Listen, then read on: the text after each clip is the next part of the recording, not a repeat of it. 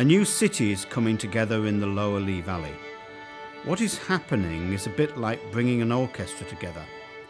As the instruments warm up and tune, you begin to get a cacophony of sound. But when you bring them together, suddenly the music takes shape and form, and the collective sound of the orchestra is greater than the sum of its parts. It is now time to play some new music together, to join the many dots, people, businesses and place, and to build a new city.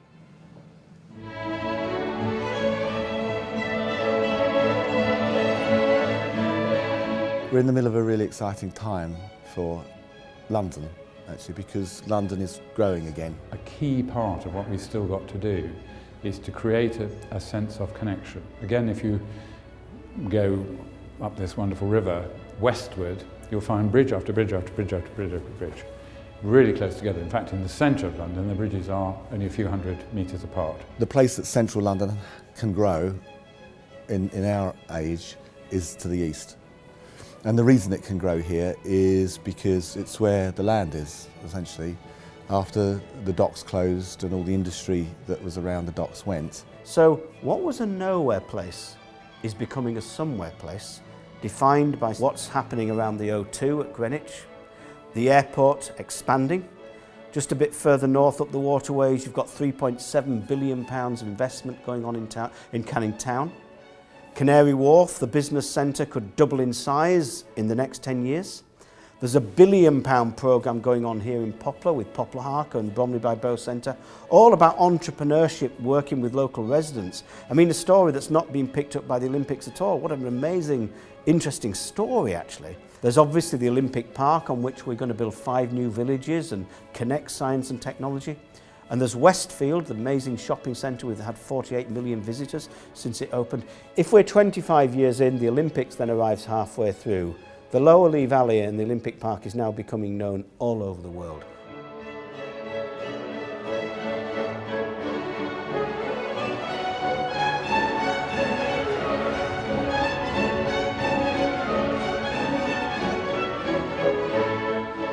If you look at what was happening in London during that time, and certainly in the Lower Lee Valley, which was an area of firsts and people doing things that had never been done before, and then finding out how to make that scalable and make industry out of it and make money out of it. These sorts of projects that were emerging out of here were absolutely incredible when you look at them now, to think what people were doing with very little resources. And there's a mirror there to where we are in present day. So the approach that we took for the arts and culture in the park, and which we're continuing to develop through the legacy list, is to honour that history, that unique history that there is in this part of London, but make it relevant for now, and then leave space for things to continue to change in the future.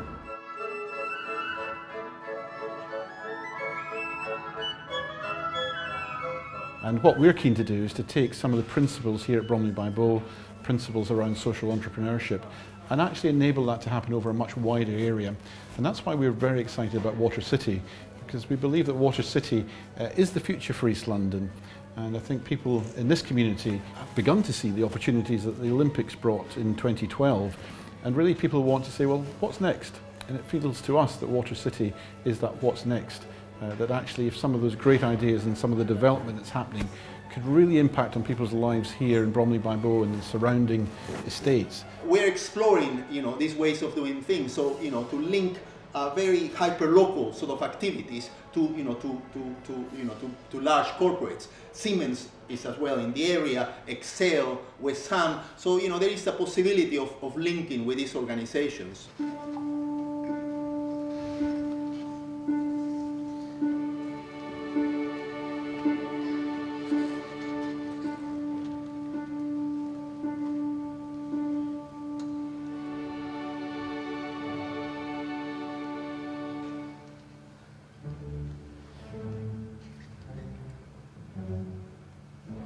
Tower Hamlets is probably one of the most deprived boroughs in London, and we don't want to be stuck in that, So for us, it's about mobilising young people forward, and that young people from this borough can aspire to be in the House of Commons. They could aspire to work for Canary and any of the banks in Canary Wharf, and they can break those barriers.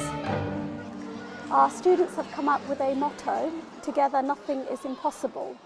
We are also trying to build up an enterprise culture in the school. So as we are teaching science in the new and exciting ways, our students are becoming much more confident in trying out new ideas.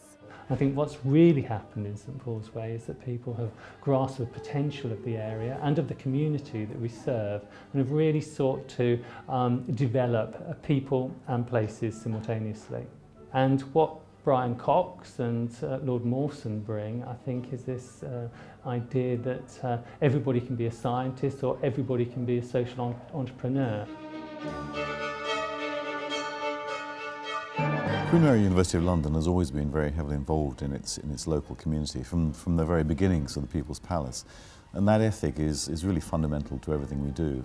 So our involvement with local schools such as St Paul's Way is really very strong. Our involvement with other forms of public engagement through, for example, the Centre of the Cell, through the People's Palace projects with their heavy involvement with the local community as well as well beyond, and also exercises like our Legal Advice Centre really embed us very firmly in our local community. At the same time, of course, we are developing as a university of international repute, and that combination of commitment to the local community as well as a commitment to being a very fine university makes us, I think, rather unusual.